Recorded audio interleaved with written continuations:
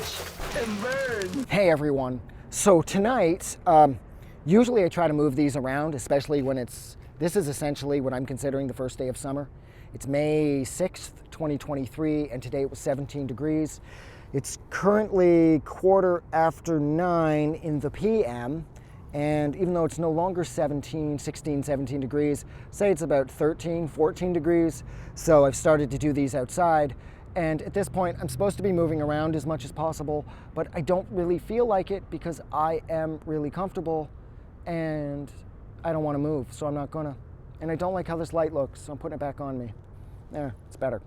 So anyways, yeah, tonight I want to discuss Manson's, oh Christ, did this come out in 2004?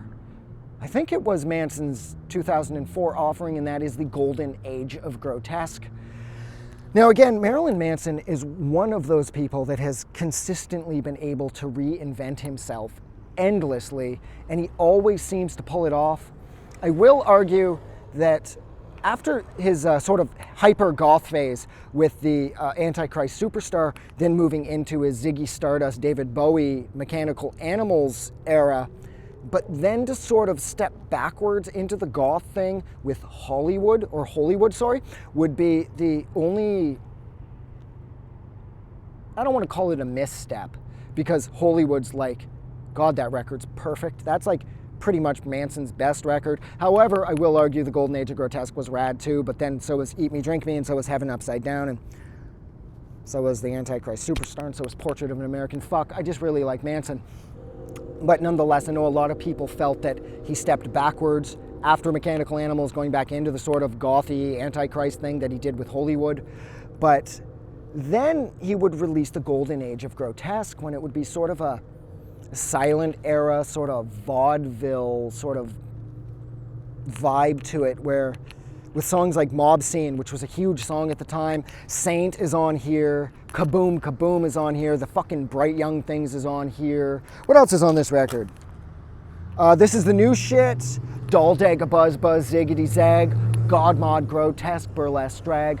I fucking love Dalldagga Buzz Buzz. I can't talk anymore. You know what it is? I've done like 10,000 of these, and sometimes my tongue just gets tied, and I don't know why that is. But Dalldagga Buzz Buzz Ziggity Zag is one of the best titles for a song ever, and one of the catchiest songs I've ever heard in my life. I mean, how can you not love saying Dalldagga Buzz Buzz Ziggity Zag, God Mod Grotesque Burlesque Drag? If you don't like saying that, you're an asshole, pretty much, right? So anyways, yeah,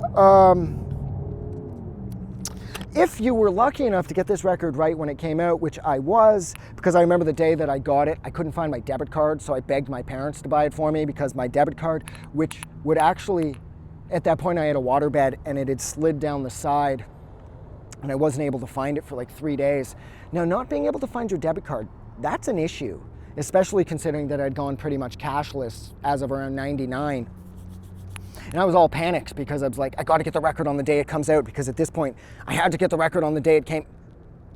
Well, no, actually, I still kind of feel that way. Rancid's new one comes out on June 2nd, and believe me, I will be getting that fucking thing on June 2nd. But anyways, yeah. So I had to beg my parents to buy it for me, which of course they did, because I didn't want to miss out, because I heard that there would be a second disc where there would be like some sort of film by Marilyn Manson on it. And of course there was. There's this goddamn nightmare called Doppelherz. And like I said, if you're lucky enough to pick this record up immediately, you would get this film on it. And it is completely fucked. It's just a lot of weird, random shit with some odd narration about being I am the VCR dead memory of some fucking weird shit. Manson's a fucking strange dude, and I buy his shtick. I don't think for a second that when he goes home, he takes the mask off and all that shit, throws off the makeup, and he's like, yo, I'm Brian Warner, let's play some GTA. I think Manson is completely fucked. Maybe not so much anymore now that he's kind of older and he's been through it a bunch. Maybe he's calmed down now. But back at this point, I believe that he believed it as much as he wanted the rest of us to believe it. I think he was the genuine article. So Doppelherz is this sort of 40-minute nightmare that Manson created, and it's really inspiring. If you get a chance, check it out. I'm sure it's on YouTube. If it is on YouTube, I will certainly do my best to put the link in, even though I'm not very good at that, but maybe I'll get good at that. This is my second year on YouTube, so who knows, maybe I'm gonna become an uber professional YouTube, which I'm probably not because I swear a lot, and that's gonna really hurt my chances with the algorithm. I don't care. I'm doing this for the handful of people that care about this random shit, these old records. The 220 subscribers that I have, it's exactly who I'm doing it for. So I don't really care about the algorithm. It would be cool to get those fucking big ass numbers, but I just don't see it happening with this channel. So anyways, yeah, what else did I want to say about this? Yes, that's right. At this point, he was working with Gottfried Helnwein, this sort of visual / graphic artist who paints these massive portraits of like kids with black eyes, and he has an obsession with Mickey Mouse, and Manson was going through this sort of obsession with Disney's Mickey Mouse thing with the Mickey Mouse ears at this point. And so working with Helnwein, assuming I'm pronouncing his name correctly, which I'm probably not, Gottfried Helnwein, oh, look at that. Oh my God, you can't see it, but some private company decided to put a bunch of rentable scooters around Durham region, and Oshawa and Curtis, of course, which even though Curtis is technically Clarington, somebody just rode by on one of them. You pay however much they cost, and you get 60 kilometers before the battery dies, and you just essentially drop them off wherever they die, and they, of course, are GPS'd, so the company will come pick them up, relocate them, recharge them so somebody else can rent them. I think it's kind of cool. I found a couple of them up at Town Line. Scooters aren't really my thing, but I do think they're rad. So anyways, that wasn't what I was discussing. I was talking about Gottfried Helnwein's paintings and how big they are. Yeah, he'll at this point at least, back in the early 2000s, he would have like an aircraft hangar, and the painting that he would be working on would be pretty much the entire floor, and he would be hanging on essentially what was a stretcher suspended from a bungee cord, and he would be facing the ground painting like sort of the reverse of what Michelangelo did with the Sistine Chapel, you know?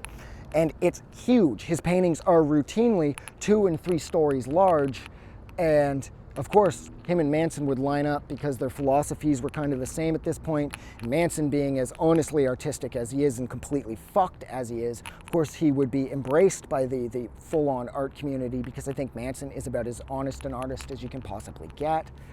So I thought him working with Gottfried Helnwein at this point was absolutely killer. But yeah, so look, I've been rambling for almost 8 minutes again, so I'm gonna stop here.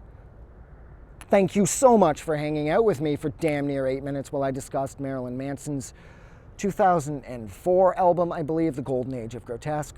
Like always, if you like this review, don't forget to do something nice for somebody. But please, most importantly, don't forget that the world is a better place because you are in it. And I will talk to you guys tomorrow. Have a great night. I just wanted to say thank you for making it through the entire video. I really appreciate it. And I'm going to remind everyone one more time, even though I've probably already done this in the video that you just watched, to please click the like button as well as the subscribe button, because it helps this channel grow. And thank you for hitting like and subscribe, and we will see you guys really soon.